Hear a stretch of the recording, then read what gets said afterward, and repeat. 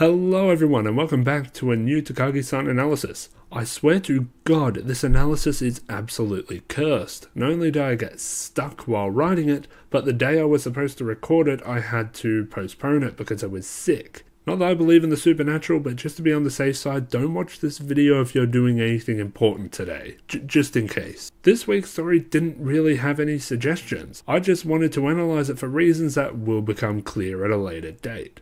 If you want to see the outtakes and notes for this analysis, you can see them on my website for free, links in the description. Just for reference, the current list of stories I want to analyze are cold, first day, ribs, seating arrangement, shopping, swimsuit, tailing, tandem riding, studying for the test, and water tap, not particularly in that order. Also remember, if there are any stories you want to see analysed, or you also want to request a story I have already listed to have me move it up the list, request it in the comments. With that out of the way, let's get on to Kickover, a story based on the manga's 23rd chapter and can be found in episode 4 from 7 minutes and 15 seconds. So Kickover starts with Takagi and Nishikata walking home from school. Nishikata comments on how hot it is and Takagi tells him that she is thirsty, before offering Nishikata a challenge, the loser of which will buy drinks. Nishikata, who was somewhat distracted by the high bar in a nearby park, turns to Takagi and asks if he can come up with the game this time. We cut to Takagi and Nishikata standing in front of the high bar. Nishikata says that whoever can't do a kickover loses. We then get a flashback to a time in recent history where he had attempted and successfully pulled off a kickover, so he knows that he won't have any issues. He then also thinks to himself that even if Takagi is physically able to do a kickover, she won't be able to do one here. Before he can think about why, Takagi spells it out for us. She's wearing a skirt. Nishikata declares a victory in his head since Takagi won't be able to compete. Interestingly, in the manga, he actually has a realization that if she can't compete, then neither of them can win. However, Takagi decides that she will accept the challenge anyway and asks if she can go first. Nishikata is surprised by this until she brings in a new rule. He isn't allowed to watch her do a kickover since she is wearing a skirt, and if he looks, he loses. Nishikata is conflicted about this but ultimately doesn't argue, likely out of fear that Takagi will accuse him of having ulterior motives. Takagi gets ready to do a kickover and Nishikata stands facing away from her. We focus on his face while we hear Takagi doing the kickover, but we don't see anything that confirms that it actually happened, putting us into the same camp as Nishikata. We don't know if she actually did it either.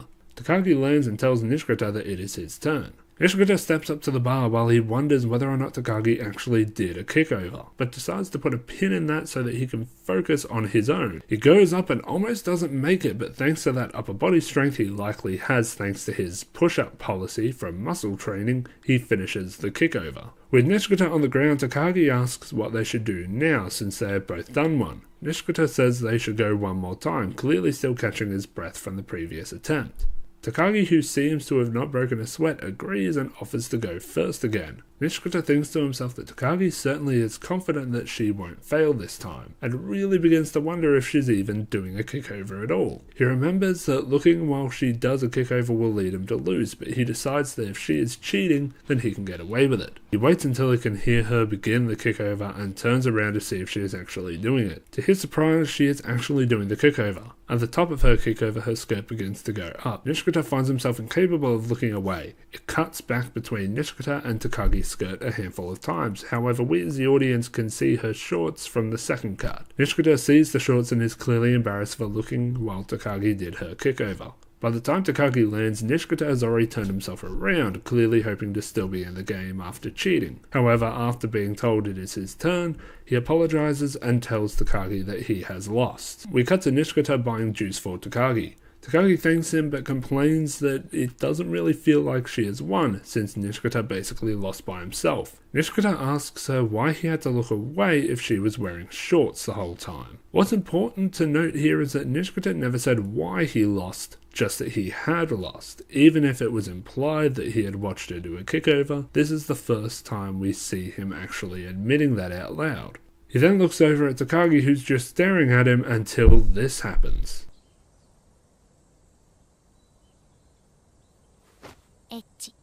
Nishikata is mortified by this accusation. Takagi starts walking away and Nishikata catches up, telling her that he is not a pervert, that he just wanted to make sure that she was actually doing a kickover. Takagi asks if he thought she was cheating. Nishikata, not wanting to be rude, says no, but then realizes the trap he is in, and the story ends. What I find most interesting about the story is just how honest Nishikata can be. Yeah, he makes plans to give himself an advantage, but if he has lost a game, even if Takagi doesn't know it, he will call himself out. This would be the case in the manga as well if it weren't for chapter 33, Poker, where Nishikata deliberately stacks the deck in his favour. Other than that one incident, Nishikata has a pretty honest personality. Sure, he'll stack the odds in his favour to an insane degree, but this is 1, what makes Takagi's victories more satisfying, and 2, Nishikata will only ever try to work within the rules of any game they play.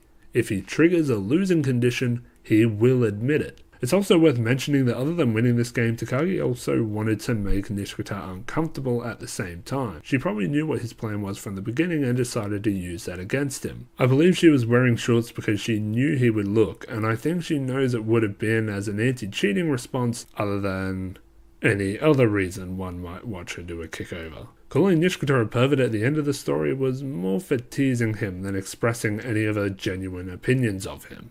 At least that's what I think. And that is it for Kickover. Let me know what you think in the comments. Subscribe to catch more Takagi-san analyses, and check out my parent channel if you want to see the films I write and direct. Thank you all very much for watching, and I will see you next time.